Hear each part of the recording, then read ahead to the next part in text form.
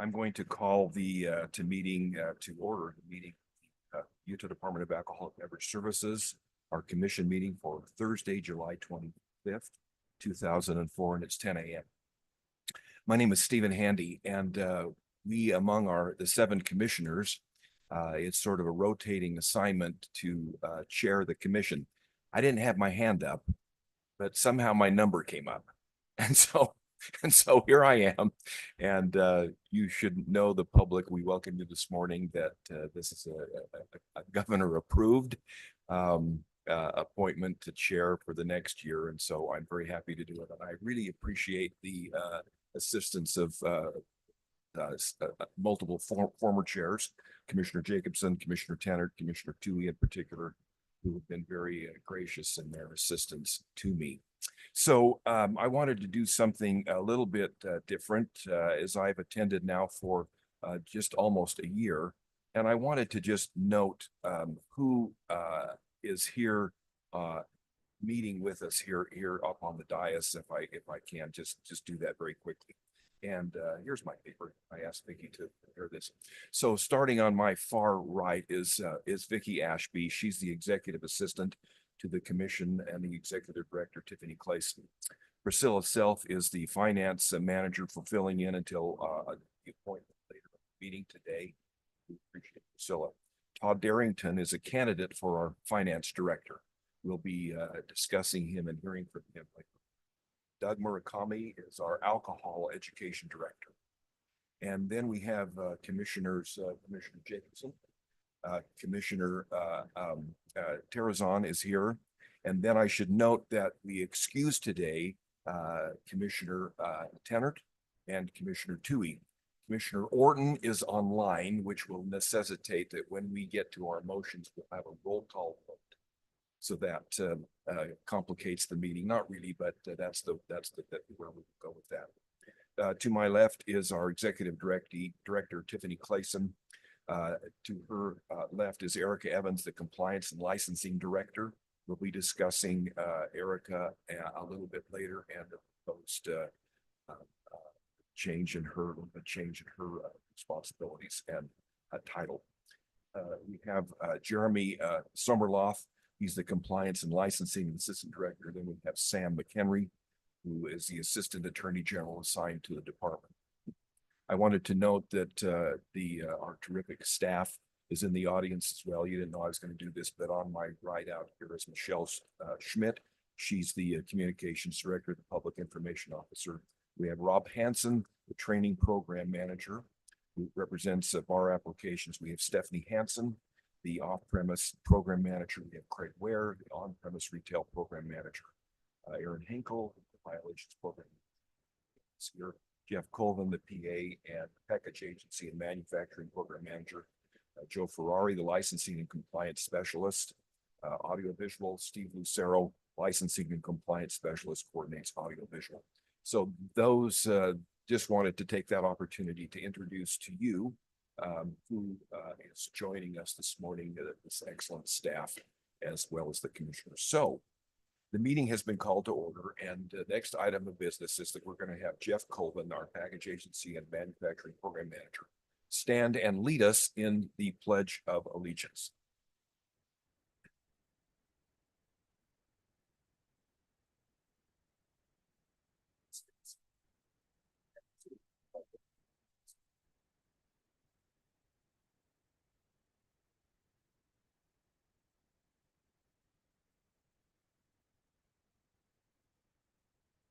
Thank you very much, Jeff.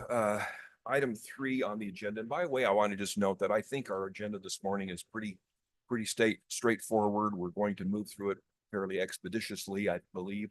You need to understand that there are 2 subcommittees, an operations subcommittee and a compliance subcommittee that the various commissioners are assigned to. We've had meetings throughout the month, one particular meeting, and then a wrap-up meeting in preparation as the staff advises us on the various agenda items, so that when we get to the commission meeting, we can in this public meeting, we can move through it and be well prepared to represent the state of Utah and fulfill our responsibilities. The next item I just want to note here, the proposed meeting agenda schedule is we have Thursday, August 29th. We'll be meeting here in this facility. Thursday, September 26th, meeting here in this facility. As you know, we had two closures this month in July, on July 4th, of course, state holiday yesterday. And of course, we will be closed, our stores will be closed on Monday, September 2nd in observance of the Federal Labor Day. I want to note that we'll have an opportunity for public comments. There is a form located at the back of the entrance to the room.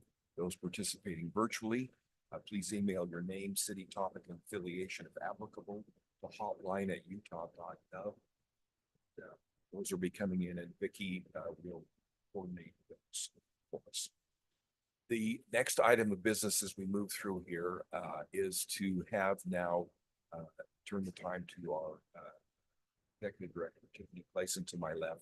She will discuss with us some appointments and some changes in the staffing. Director. Great. Thank you, Chair Handy. So to the commission, you have in front of you two department appointments to consider. The first is the DABS Deputy Director of Legal and Regulatory Affairs. This one is simple from the perspective of the candidate or the person that will be filling that role, should you approve it, is already with us. She's actually to my left. That is the current Director of Compliance and Licensing, Erica Evans. We've been looking at the structure and the org chart of the department, and for about a year now have talked about restructuring so that there is better leadership redundancy. And so this would have us with two deputy directors, of course, Deputy Director Cade Meyer, whom you all know, and with a second deputy director of Erica Evans. I feel that this is going to better structure our executive leadership team. I think it's going to improve just capacity for the executive leadership team. And it's going to be really good for the department from a leadership perspective. That said, Erica will still take care of all of the functions and parts of her role that she currently does, with a focus right in how that's organized under legal and regulatory affairs. So again, that is that restructure. We felt like, given what statute requires, anytime the department makes either an employment decision for an appointed person or restructures, we need to have that ratified or approved by you all. So we really wanted to make sure and err on the side of caution and do that properly, which is why I would be asking for your support for that restructuring. The second item, B, is for DABS Director of Finance. I want to take a second to brag on a few individuals. Once Sean transitioned out of this role, it's a really busy time. The summer is a really busy time for any state agency's finance or accounting division, because we're closing, we're nearing the end of the fiscal year. We're closing out the year end. There's a lot of work that has to be done. We have had some just stellar employees step up and do some amazing work. We've got David Higley with us today, who has been very helpful. We've got Priscilla, as you noted, and so many other members of the team who have done just a very impressive job as we work to close the year end out. We're happy to have been in conversations with Todd Darrington as a candidate to be the Director of Finance for DABS. You all have had in your packet of materials Todd's qualifications, Todd's resumes, his experience. He currently works in state finance, and so the really good thing about that is any state agency wants to have a really good working relationship with state finance, because they provide, to an extent, oversight and accountability to us in many ways, but we also rely on them in partnership to have really good information, to partner to make sure that we're doing things timely and accurately. So we know, given our conversations with folks in the leadership of state finance, that Todd has a really good reputation there and has done some really incredible work there in his current role. I would just note, Chair Handy, that in addition to preparing the commission to consider Todd for this role, you all were able to look at his qualifications, but also you were able to talk to the director of finance, state finance, about Todd. And you received a really positive recommendation from the director of state finance in that respect. And so we look forward to having this position filled. This is a really incredibly important position at the DABS, given that we're almost a $600 million public enterprise. And so we know that we need a candidate who can do the meat and potatoes of the job and get that done, who can lead his really capable, competent team, because we do have capable and competent people. They need a good leader. And we also need someone who has the skills and abilities to make sure that our budget is spot on, and that we can follow the budget and be in on our targets there. So all of that said, we look forward to, with your consent and hopefully majority of vote and approval, to welcoming Todd in this position should you see fit. So if you want to take these two items separately, first would be a motion and then a vote to approve this structuring piece with DABS Deputy Director of Legal and Regulatory Affairs being Erica Evans. And then the second would be a motion and a vote to approve DABS Director of Finance, Todd Darrington. Thank you, Director Clayson. I think that's exactly the way that we'll go. I should note that just realized that Deputy Director Kate Meyer is not present this morning. He's excused, and we excuse him. I think it would be appropriate, commissioners, we're going to, Erica, if you would just take a minute, 30 seconds, whatever you want, to perspective on this proposed restructuring in your assignment, a title restructuring. If you just give us perspective on that. And when she concludes, Todd, happy to have you introduce yourself to us, Mr. Darrington. Thanks, Chair Handy. I just want to say that this is something Tiffany and I have talked about for some time.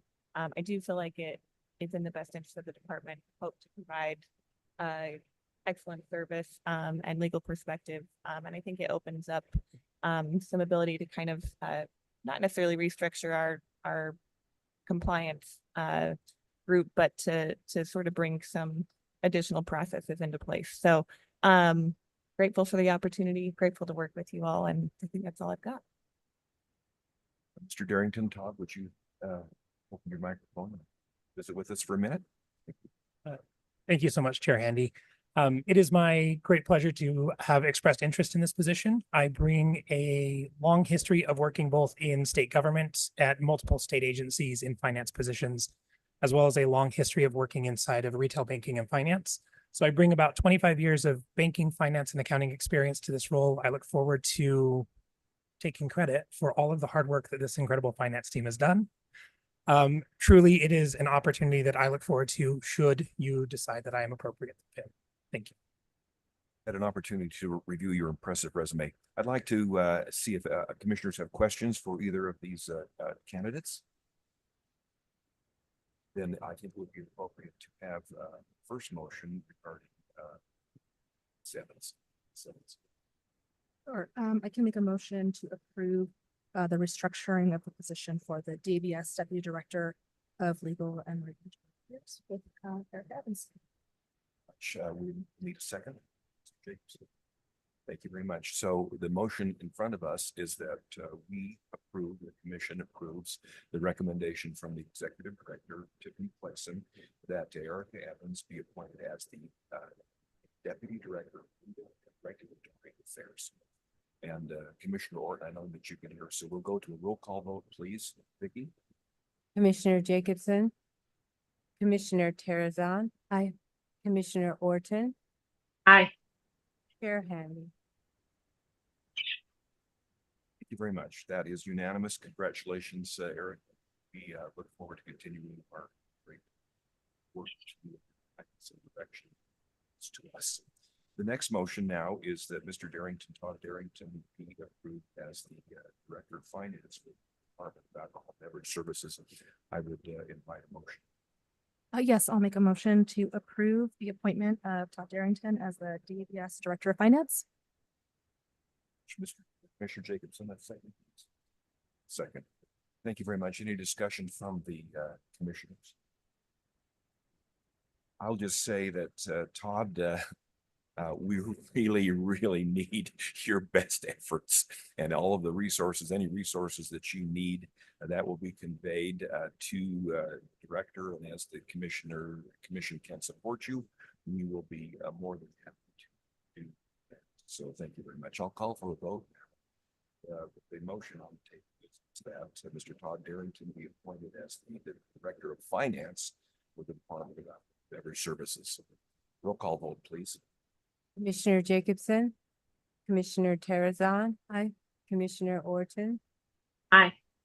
Chair Handy. It's unanimous. Congratulations, Mr. Darrington, and we look forward to working with you. And you don't get to make the finance report now. Priscilla will make that in a few minutes. But right now, we're going to turn the time to Doug Murphy. He will give us a report now about Parents Empowered, and the time is now yours, sir. Thank you, Chair. Good morning, Commissioners. The goal of our Parents Empowered Community Partnership Projects, or CPPs for short, is to partner with local communities throughout Utah with underage drinking prevention messaging. We want to reach all Utah parents with kids. Parents Empowered works with the 13 local area prevention authorities in their respective districts in Utah. And if I may, Chair, I'd like to show a few pictures and slides of a San Juan County project that we just completed last week. So I thank you for that. But before I do want to speak to our person out in the San Juan County area. Her name is Lynn Mitchell, and she's the prevention coordinator for San Juan County. She covers the entire county and does some great work out there. Without her help, we wouldn't be able to get these messages in her area. She leads a coalition that is called, let me find this here. It's called the San Juan County Communities That Care in that area. And she partners with leaders, schools, stakeholders, businesses, and members of the county. So as well as leaders in the Navajo Nation in Utah there. So she does great work and really to help strengthen the youth in the community as well as the family. So we're proud of Lynn. We wouldn't be able to do this work without her. So Steve, if you wouldn't mind throwing up this, great. We're just going to go through these very quickly. Again, this is San Juan County. The first one is it's a large wall at Monument Valley High School. So as you can see, these are very standout messaging. The next one here, these are pics from Blanding, Utah. So we've covered a football storage shed at San Juan High School. That's the next slide, please. And this is right there, next to their track, obviously. Next slide. This is the concession area right there at the football field. Lots of, the entire community attends these events. So great opportunity to get some messages. Next slide. These are tables at the Blanding Community Library. Really standout messaging. They're eye-catching. They're the messages, I have to say, were from the community. We talked with them. Lynn spoke with them. They made sure that they were culturally relevant. And as you can see, they're very, very pleasant to look at. So should be good. Next slide. These are some beautiful window cleans at the library as well. Again, very, very standout messaging, great colors. Next slide. Outdoor basketball backboard here out in the community. Next slide. This is actually the staff door at the library. So great messaging there about knowing the 5 Ws, where your kids are. So next slide. This is the entrance to the library in Monticello. Fun messaging there. We covered the book drop. So yeah, you can't miss it as you enter. Next slide. Guess that's it. Okay. So anyhow, yeah, as you can see, the artwork is very fun to look at. We were told that the groups there were very ecstatic when they saw the final product. So we're happy to be, throughout San Juan County, particularly in those areas that are, very, very rural out in the area. So anyhow, that completes my report. Happy to answer any questions. Thank you. Thank you very much, Doug. Any questions for Mr. Murakami? From other commissioners? I have one question that's occurred to me that this is terrific outreach. It's my recollection that Blanding City by local ordinance is a so-called dry city. I You would know that lean to alcohol can our be served in client Blanding specialist. City by. That's correct. I'm just verifying what I.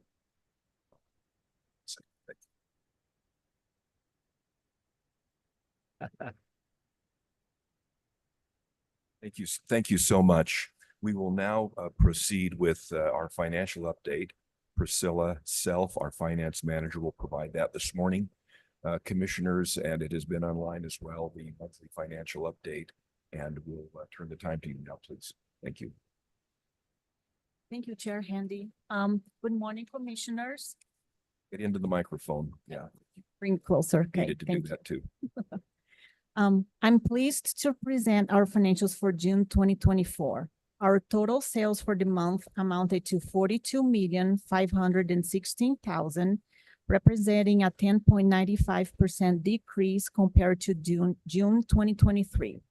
It is worth noting that we had 23 sales days in June 2024, whereas in June 2023, we had 26 sales days.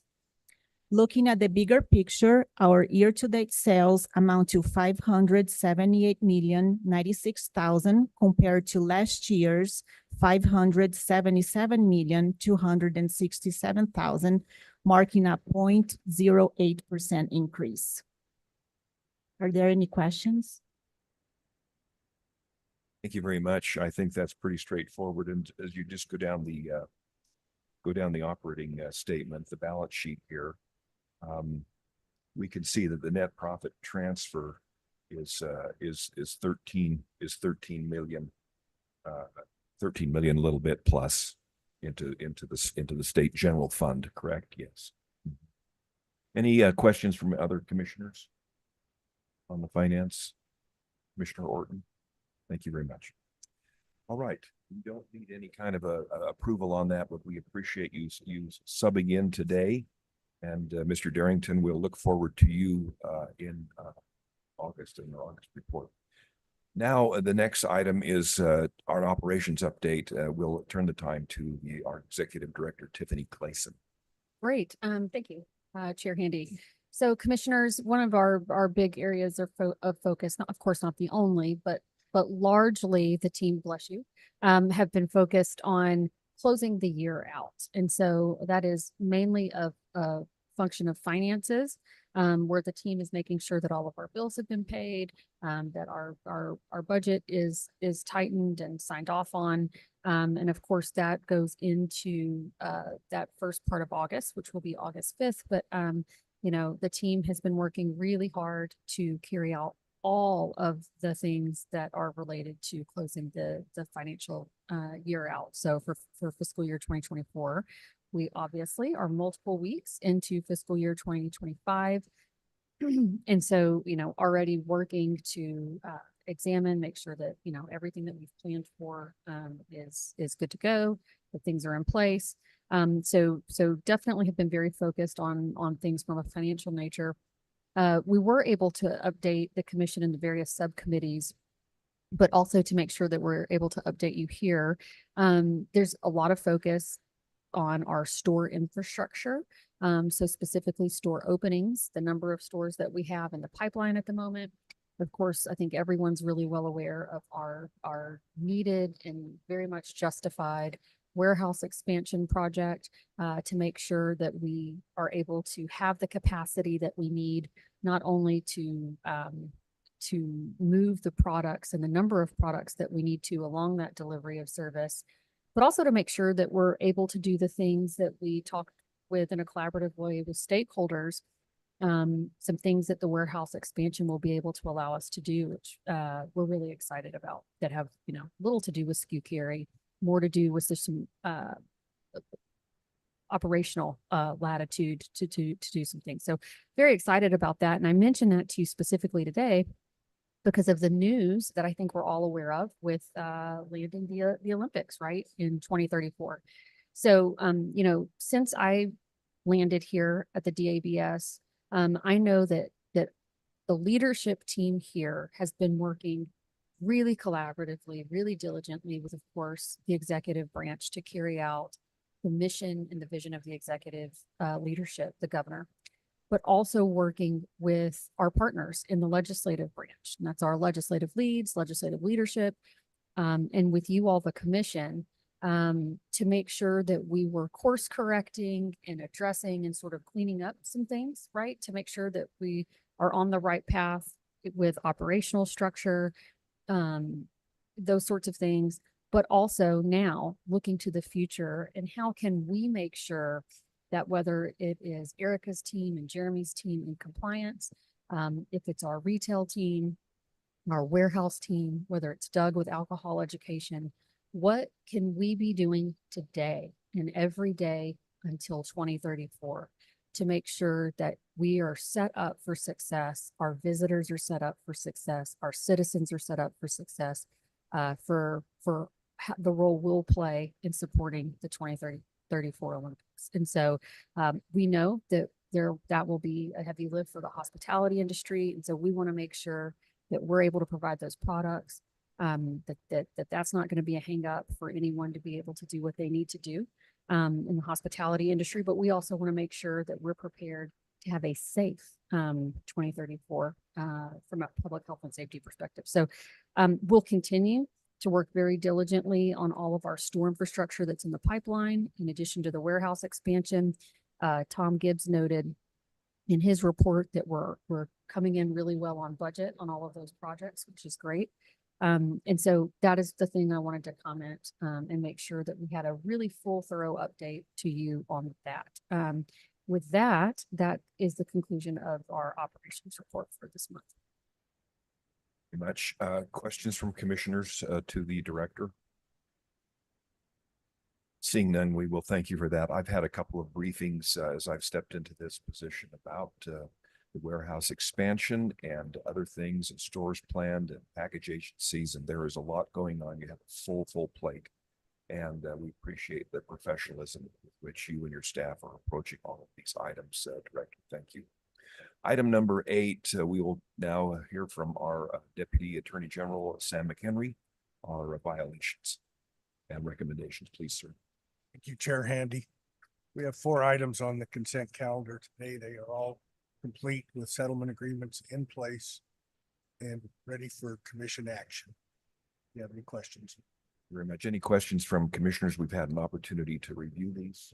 Any questions? Thank you. I think it's appropriate now for that first motion. So we'll move to approve consent calendar items 1 through 4. Thank you very much. And a second, please. Second from Commissioner Jacobson. Thank you, Vicky. Roll call vote.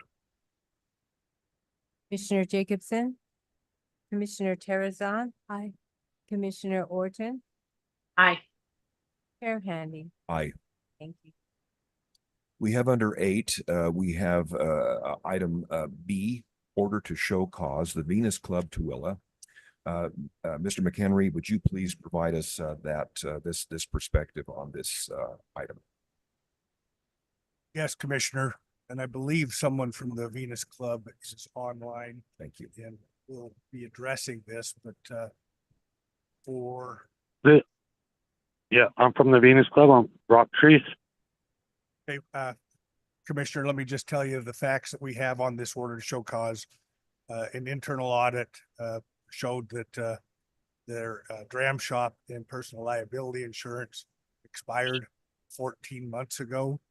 So they were not meeting the minimal qualifications of a licensee.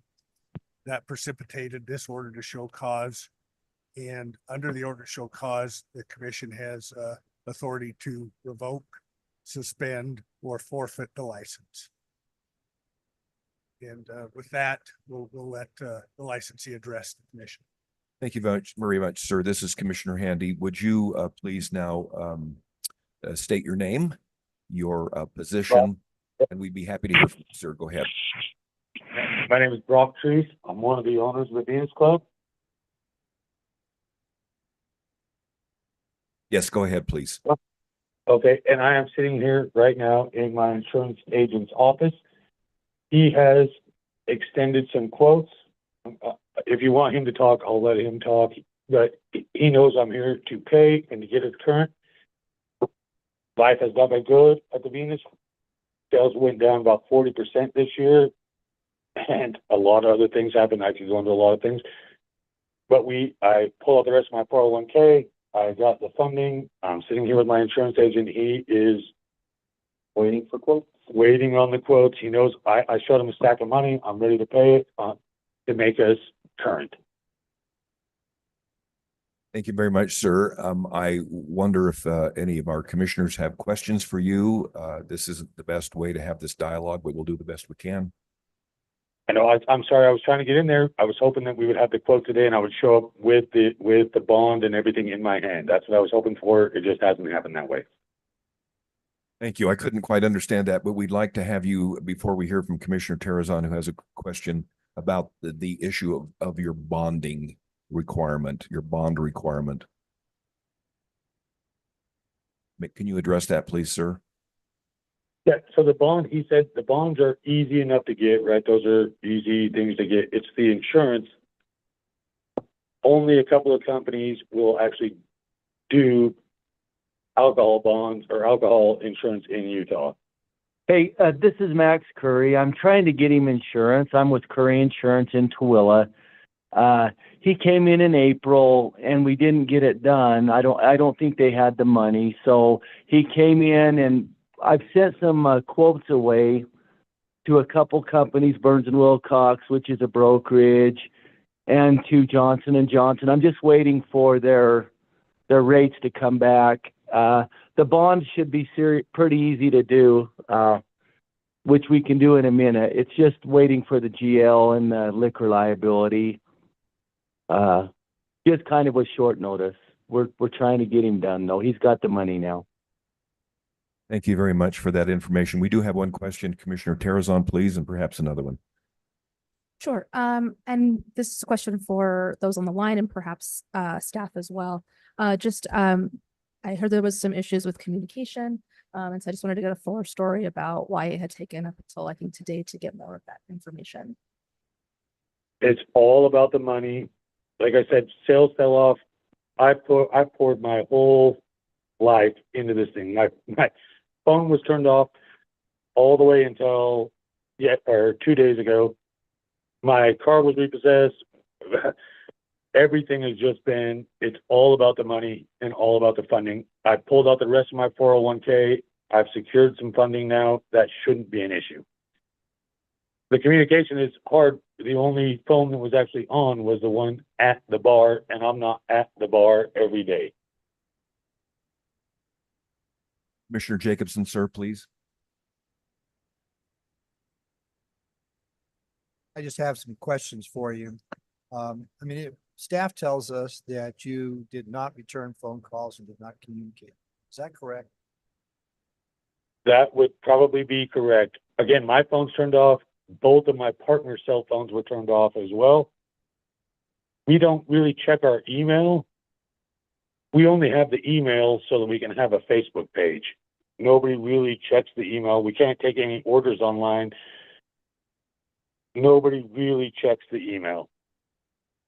So you don't check your email on a regular basis? For us, there's not much of a reason. And for a long time, my phone, hold on, I'm going to take you off a speaker.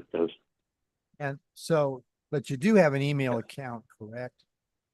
Yes. And what staff tells us is it true that you did not communicate with them by email either by phone or by email? I would say yes. I'm going to say yes to that. But you've been aware of the problem that you did not have insurance for now over a year, right? I didn't know it was that long. There's 4 partners in the business. the communication wasn't always there. The one partner was supposed to be in charge of making sure it was legit. He was going to a different insurance broker who eventually told him he could not get it. Wherever brokerages he went to, just said they're not going to do that anymore. So I had to find another one. I had to ask another bar owner how to get it. Now it's all me. So it's true that the business did not have insurance, and That's true. for extended period of time, and also does not, as of this moment, have insurance, correct? Correct. Not have a bond that is currently posted. Is that correct also? Yes, but I could have that in a matter of minutes, he said. The bond I could have in a matter of minutes. Commissioner Handy, I don't have any further questions of this person this time, but I will like to comment before we go. Commissioner Orton, do you have anything to add? And we have some staff assistance. I think we had a fairly decent discussion about this in our subcommittee meeting, and the questions that Commissioner Terrazon and Commissioner Jacobson have asked were the same questions that I was pondering. I mean, I know that times can be tough for small business owners, and I want to be understanding. My concern is that if you're running a business, you have to be able to communicate not only with the outside world and your regulatory agencies, but also with each other. And I'm concerned that they were operating for extended periods of time without communicating with each other, because we as commissioners have to determine, part of the legally required discussion we have to have amongst ourselves is how well you are running your business and how well you're. Can I address that quickly? Yeah. All right. We have consolidated everything from now on. All communication goes through me. The other partners have sat down and said, we didn't know exactly what we were doing. And I said, but you still have to tell me so I can, because I'm the one who has to make the phone call and be online with you guys or show up. I'm the one who has to sit in the audit with Steve. You have to tell me what's going on. So they have essentially agreed that it's all on me now. So any questions have to go through me, that to consolidate just that part. Well, and I guess at this point, I would ask staff, I guess Erica in particular, what the legal ramifications are of not only, I just don't know I don't know that we have the option to say, okay, sounds like everything's under control now, we will give you more time. I'm under the impression that we have a hard deadline today to make some decisions. Is that correct, Erica? Commissioner Orton, if I may jump in. Sam McHenry, our Deputy Attorney General, please, Sam. Just a couple things. First of all, I misspoke and said an internal audit. It was a compliance audit that found that they had not carried the insurance or the bond for 14 months. Today's rule states that if the licensee or permittee fails to provide the commission with proof that they maintain the minimum qualifications to hold the license or permit at the scheduled hearing, the commission shall suspend or revoke the license or permit or hold the hearing on the order to show cause until the next commission meeting. Now, we have also another option, which is forfeiture. And the department in this case is recommending forfeiture. And let me just briefly explain that under a forfeiture, that the licensee could immediately reapply for a new license. If it's a revocation, there's a 36-month waiting period before they can apply for a license. The department's position is recommending a forfeiture because we believe they have not, he admitted he does not have proof that he meets the minimal qualifications to hold the license. Deputy Director Evans has perspective, please. Agree with everything Attorney General Sam McHenry stated, but I just want to clarify the forfeiture piece. So the rule that Sam read from is our OSC rule. There's another provision in statute that references that rule and the OSC procedure that allows for forfeiture. So there are three options, like you said: suspend, deem forfeited, or revoke. And I think he explained where the department is at very well. Thank you very much. And Commissioner, is there a legal requirement for the amount of time we would have to suspend? I just don't know. I'm unsure as to how much information we have or still need. I'm not sure that, I am leaning toward going with the staff recommendation of forfeiture just because he wasn't able to come in with the insurance in hand. The bond isn't a problem, but and I still don't know that we have gathered enough information about their ability to communicate and their ability to manage the business appropriately. And that is probably the piece that I'm most hung up on. It's the ability, because we have a fiduciary duty to make sure that they are capable of managing their business appropriately. And right now, I don't have a sense that that piece is under control yet. So, as a small business owner myself, I know how things can just kind of go awry and get it out from under you, but it's been a long time and we are sitting here on a deadline. So, I think I'm leaning toward forfeiture at this point, but I feel uncomfortable. I feel uncomfortable with the entire situation. I wish I could vote to suspend with the understanding that they will have their acts together and come back to us next month and say we're all under control. It's all good. But just the fact that there are three other partners who aren't even a part of this conversation, the whole management piece concerns me. thank you very much. Before I call on Commissioner Terrazon, Deputy Director Evans has additional perspective, please. I'll just respond to you, Commissioner Orton. As far as the options, again, just to flesh them out a little more, you could potentially suspend until the next commission meeting. They could come back and you could reevaluate then. A suspension would mean that they would not be able to sell alcohol for that time period. You could also, if you go with the forfeiture option, or I should say they can come back and apply. There's nothing preventing them from doing that once they get everything in order.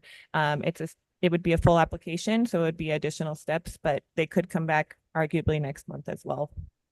And there would be, it would basically be additional costs as well, right? Correct. They'd have to submit an application with the costs. Another thing to consider, given all of our conversations about, the number of bar licenses, is that a suspension means that they keep the bar license. A forfeiture means that it goes back into the pool. I hear the other commissioners' opinions at this point. Thank you very much, Commissioner. Commissioner Terrazon. The one thing I was going to add on to kind of what Commissioner Orton was saying was that, I understand the phones being shut off was the reason for the lack of communication, but you were ahead of this meeting able to communicate with the different insurance agents. So there was some form of communication available with them, which I wish would have been extended to our staff. I think the other issue is no matter how this plays out today, I encourage you to check your email ongoingly and regularly from now on, because much of our communication is done via email. Sure, Commissioner.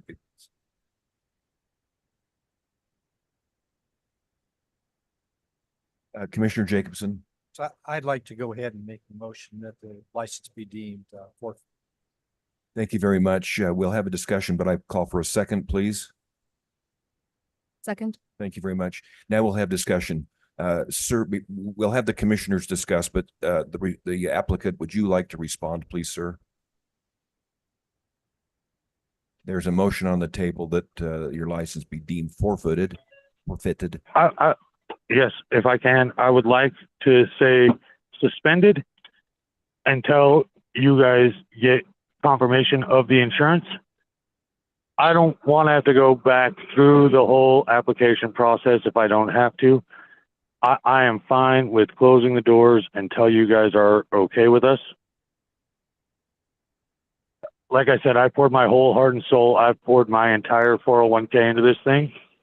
I don't even have my job anymore because all I do is run around for this place.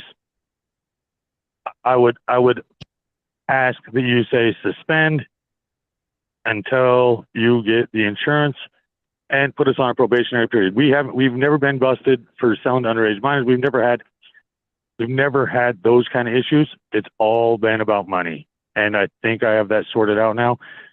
If I could buy myself another month and we do this again in a month, I would love that. Thank you very much, sir. We have for that perspective, we have a motion from Commissioner Jacobson and a second from Commissioner Terrazon that the license be deemed forfeited. And so now we will call for a vote. Discussion. Oh, pardon me. Thank you for that. Commissioner Jacobson, please. I believe that it's even in the best interest of the applicant to be able to take the forfeiture. And the reason for that is because there's a serious issue of management here in the past, in addition to the issue of not complying with the statutes and being out of compliance. And forfeiture would allow the applicant to immediately come down here today or come down to the office today and start the application process. And though I'm not familiar with the exact amount of time to process this, it's very possible that this could be the application would be considered at the next meeting or meeting after that. And at that point in time, we would need to, I think, also evaluate the management situation, because one of the issues that's obviously apparent here is a management issue. I don't know any business that operates today without checking your email regularly. Regularly seems to be a time period that gets shortened. I work with people that literally if their phone buzzes at midnight, they want to see what the email is because it might have something to do with their business. It is also irrespective of funds that are available. Not being able to communicate by telephone is also a very serious management issue. And then the one thing that's missing here is you can take public transportation, you can get a ride from a friend. You could always come down to the offices of DABS and say, I've got this problem. I don't have a phone, I don't have an email, but I want to straighten this thing out. And there is no evidence in this case of the applicant having taken any measure before we got up here to the 11th hour of attempting to do this. So I think that we are helping the applicant by starting fresh over again. And allowing them to apply and demonstrate to us that they are worthy of a license. Other commissioners discussion? Commissioner Orton? Thank you very much. I think then Commissioner Orton, please. Oh, I just wanted to add that I agree with Commissioner Jacobson, mainly because I'm not sure that their current management structure reflects reality. And if he is indeed, if this gentleman we are speaking with currently is indeed, carrying the burden on his shoulders, basically alone, I feel like going through the application process and reevaluating the management plan could be helpful for him and for us to feel more comfortable with the license. So I'm going to support the forfeiture as well. Thank you very much. My comment would be just in many experiences in my life and a lot of things. Sometimes you have to take two steps back in order to be able to take one forward. Roll call vote, please, Vicky. Commissioner Jacobson. Aye. Commissioner Terrazon. Aye. Commissioner Orton. Aye. Chair Handy. Aye. So, sir, you're on a reset right now, and we would propose that you communicate quickly with the department. Thank you very much. We will, and we wish you best of success. We'll now go to item number 9 from our executive directory, licensee recognitions. Sorry, never mind. I'll call Steve. Thank you, Chair Handy. This is after you all deal with the difficult task at hand and business of licensee violations, this is always a great positive opportunity to check in and look at our operators, those folks in the hospitality industry with all license types, those that pass their inspections. And so we have up on the screen, you have as a part of your meeting materials, all of the folks that passed their inspections this month prior. As always, the thing that I like in looking at this list is how geographically diverse it is. It covers multiple counties, how diverse it is in terms of license type as well. And so we would just like to say thank you to the licensees, those businesses in the hospitality industry that are day in and day out working really hard to have good plans in place to make sure that they're doing what they need to be doing to have safe operations, and have a good time, offer a great business model, but do it in a way that doesn't negatively impact public health and safety. And it's a great opportunity just to make sure that you all see that that's reflective as well. So thank you for the opportunity to recognize those businesses who passed their inspections last month. Thank you very much. Any discussion or questions from commissioners? Seeing none, we'll now go to number 10, the consent agenda, and we'll hear from our Deputy Director, Erica Evans. Chair Handy. On your consent agenda today, you have minutes from our 2 previous meetings. So last month, the June meeting, and then the special commission meeting held in between then and now. And then you've got several different types of applications, off-premise beer retailers, manufacturing, package agency, airport, lounge, hotel, limited and beer restaurants, on-premise banquet, and on-premise beer recreational. As always, or at least in the most recent future, you'll consider bars and full-service restaurants separately, given the historic license scarcity. Just want to note for the record that the commissioners have had a chance to review all the application materials for each of these applicants listed on the consent agenda and ask staff questions. If there are any remaining questions, we're happy to answer those as well. Otherwise, I think you're ready for a motion. Thank you very much. Any questions from commissioners? Remind me, do we take this motion that would also include the approval of the minutes, or is that a separate motion? One motion. One motion. Thank you for that clarification. So, commissioners, I would appreciate a motion. Commissioner Terrazon, your light is on. Sure. I move to approve the consent agenda items A through J. Thank you very much. Commissioner Jacobson, second. Second. Thank you very much. Any discussion? Seeing none, we'll go to a roll call vote. Vicky, please. Commissioner Jacobson, Commissioner Terrazon, Aye. Commissioner Orton, Aye. Chair Handy. Aye. Thank you.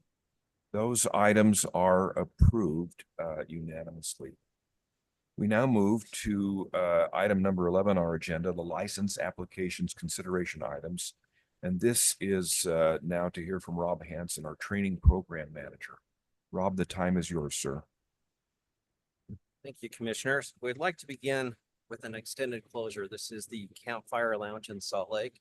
They originally closed back in April, and staff can grant a 90-day closure. Past 90 days has to be approved by the commission, and the commission can extend the closure as long as they would like.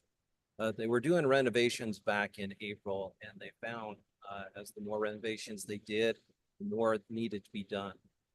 So I've sent to you in one of the files all of their paperwork talking about the renovations that needed to be done. They're asking for a closure to the November commission meeting.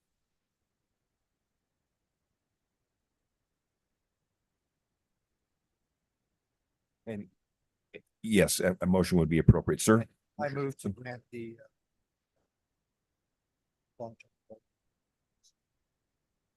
Yeah, item number 1. Second, please, Commissioner Terrazon. Second. Been moved and seconded. Any discussion from commissioners? Seeing none, we'll go to a roll call vote. Please, Vicky. Commissioner Jacobson. Aye. Commissioner Terrazon, Commissioner Orton. Aye. Chair Handy. Aye. Now we have the license change of ownerships. Rob, continue, please. Yes, we have two changes of ownership. We have the Vertigo in Salt Lake and the Red Light Bar in Ogden. Both of these applications are complete and meet statutory requirements. Thank you very much. A motion is appropriate now. Motion. Commissioner Terrazon, please. Sure. I move to approve the license change of ownerships for items 1 and 2. Commissioner Orton, how about a second on this one? We'll do this virtually.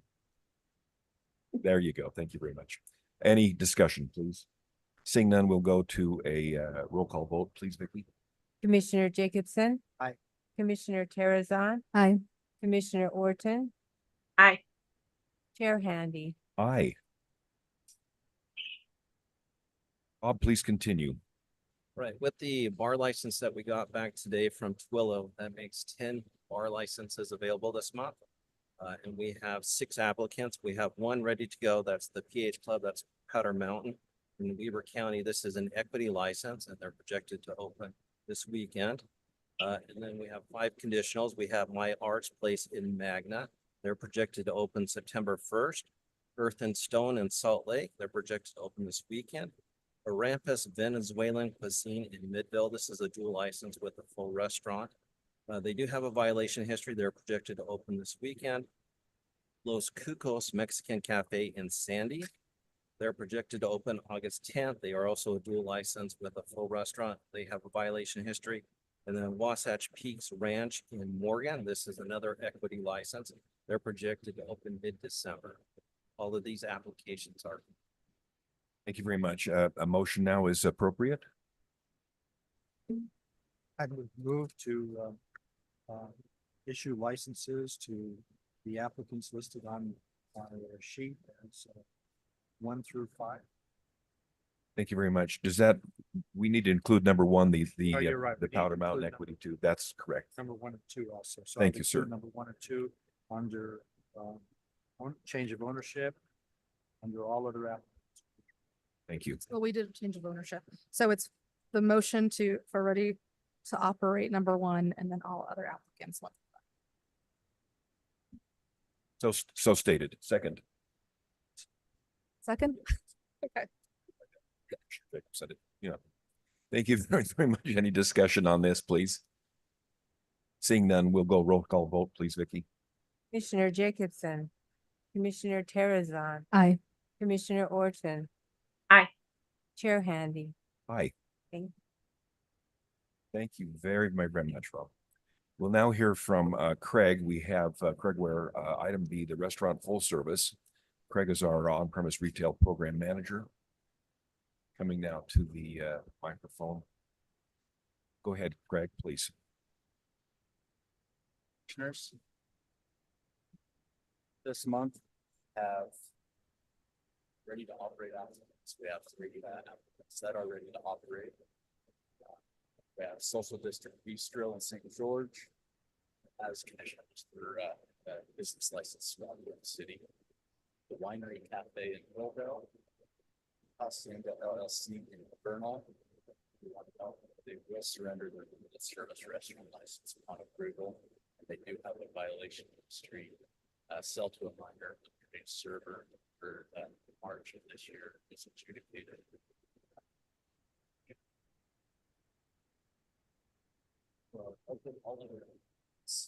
At Wilma Park City is conditional, projected opening on the 2nd.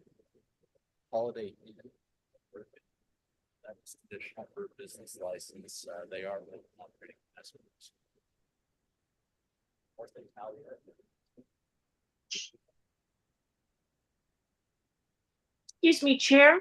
Could I request that Craig pull the microphone up a little bit because I can't hear him at all? Thank you very much, Craig. Eat that microphone. Is this better? Yes. So much better. Thank you. Okay, so are all other applicants, where would you like me to, do you want me to start over? Fine. Just pick up where you were, sir. All right, so North Italia in Riverton, projected opening in November this year. Item number 4, Couple of Coffee in Cottonwood Heights. projected opening of September. And Henry Baker in Salt Lake City is conditional, projected opening of September. We do have 53 licenses available in the quota for this month. All the applications are complete and they do meet our statutory requirements. Thank you very much, Craig. You know, I had a note previously that was 52, but did we have a surrender or something that, I don't know. I probably wrote it down wrong. We'll go with 53. Thank you. Discussion from commissioners. Any discussions, questions from commissioners? Seeing none, a motion is appropriate. Commissioner Orton, why don't you try a motion? You can try an Orton too, but a motion, please. I'm happy. So, do we want to take them all together or should we do ready to operate and all other Yes. apps? We can take them together, correct? Yes. So, I would make a motion that we award licenses to the 3 applicants under ready to operate and all other applicants numbers 1 through 5. Thank you very, very much. A second, please. Second. Commissioner Terrazon, second. Any discussion? Discussion? Seeing none, we'll go to roll call vote, please, Vicky. Commissioner Jacobson, Commissioner Terrazon. Aye. Commissioner Orton. Aye. Chair Handy. Aye. Thank you. Thank you so much, Craig. We have, before we go to comments from commissioners, we have a yearly statutory requirement for Open and Public Meetings Act training. And we will now have Deputy Director Evans conduct that training and discussion for us, please. Chair Handy. Everybody's favorite topic, open and public meetings. You're all pretty familiar with the requirements, but as you noted, there is a statutory requirement that we annually provide some training. And there have been a few changes after the last legislative session that are probably good for you to know about. So in your materials, you have a 2-page summary of the Open and Public Meetings Act. I'll just kind of run through the basics and obviously if any questions come up, ask them here or offline. So the Open and Public Meetings Act, as you know, applies to a public body and meetings of a public body. A public body is like the commission, an administrative, advisory, executive, or legislative body of the state or a political subdivision that's created by statute, rule, ordinance, resolution, or the Constitution, includes 2 or more members, supported by tax revenue, and has the ability to make decisions regarding the public's business. So as you all know, you have the ability to make decisions related to the public's business, which is based on alcohol licenses and all things interrelated. As you, I'll mention public notice. We all know that it's 24 hours is the requirement under the Open and Public Meetings Act that the agenda be posted. We had, as you know, an amended agenda this time that was within that 24-hour period. We try to avoid those, but it is allowable, happens. There are circumstances where less than 24-hour notice may be allowable, but those are very limited and largely related to situations where the commission or a public body would need to consider matters of an emergency or urgent nature. In addition, we have Vicky who takes care of our minutes and recordings. The Open and Public Meetings Act has requirements that we keep those minutes, we keep the recordings, and that they get posted at various intervals. So just to be super clear, approved minutes, any public materials that we consider or the commission considers at the meeting, and a link to the recording have to be posted on the Utah Public Notice website within 3 business days after the public meeting, and then draft minutes following a meeting before they're actually approved at the next meeting have to be available to the public within 30 days of the meeting, which Vicky's awesome and gets those done exceptionally quick. So there are certain circumstances when a closed meeting is allowable, also very limited under the Open and Public Meetings Act. So a closed meeting can be held for discussions about pending or imminent litigation, deployment of security personnel, sometimes professional competence. There's a list of things that could be relevant at some point, but pretty limited as far as when the commission would hold a private meeting or a closed meeting. If we ever got to that point, we can go through the nuances of what that requires, but it has to, the reason for the closed meeting has to be stated on the record. And then some other processes also apply. Electronic meetings under the Open and Public Meetings Act, we're pretty familiar with. We host a lot of hybrid meetings. A public body, so the commission may host an electronic meeting if they adopt procedures governing that electronic meetings. And then they have an anchor location where members of the public could attend in person if they would like to. But the commission, some time ago before me, adopted a rule that details the requirements for an electronic meeting. So I'll go through those since we do them very often. One is that the public notice has to indicate whether or not one or more commissioners will participate electronically. The public notice and agenda have to be posted at the anchor location, which is our administrative building, unless otherwise stated on the notice. Notice has to be provided to at least one newspaper of general circulation or to a local media correspondent at least 24 hours before the meeting, which Vicky again takes care of for us. And then a commissioner attends remotely is counted for purposes of a quorum. And then at the meeting, the chair identifies the commissioners who are appearing electronically, as we do consistently. I will note there is one change. So we do take a roll call vote while we have an electronic meeting. Technically, that was removed this year. And so that has historically been the requirement. Don't have to anymore. I do think it is a good practice, especially when we have a hybrid. It makes it a little more clear. There are also penalties associated with violating the Open and Public Meetings Act. First, if a person feels they are denied a right, maybe a license, through a meeting that was not following the open and public meeting procedures, they could bring an action, a lawsuit to compel compliance, enjoin violations, or determine whether or not open and public meetings did apply. And then any final action taken in a meeting that is in violation of open and public meetings is voidable by a court. In addition, a member of a public body, so commissioners who knowingly or intentionally violate any provisions are subject to a Class B misdemeanor. So it's an important act. I think we do a really good job of keeping the commission in compliance. I think you all are very well aware of the requirement. But any questions that come up or nuances, we'll talk them through. That's it. Very much, Deputy Director. Any questions from commissioners? Seeing none, we'll proceed to the final agenda item, and that is the opportunity comments from commissioners and public. Is there anyone online? No one online. Is there anyone in the audience who would like to address the commission this morning? Seeing none, Commissioner Terrazon, your turn, please. Thank you. This is just a shout out to all of those who put on the first annual Pioneer Trail, a Pie and Beer Day pub crawl yesterday for Pioneer Day. My friends and I had the opportunity to participate. So it was Quarters, The Ruin, Alibi, Bar Gnome, The Pearl, Water Witch. It was bars that were chosen to be along the tracks line to make it a safe and fun experience for those of us who choose to imbibe on the on this great holiday.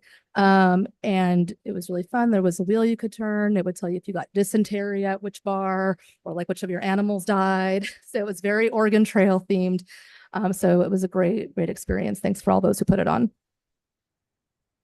On comment. Thank you very much. Very, very, very nice. Other comments? Commissioner Jacobson, Commissioner Orton. Top that. You can't top that. I know how you can top it. Somebody make a motion to adjourn. So moved. Non-debatable. All in favor, say aye.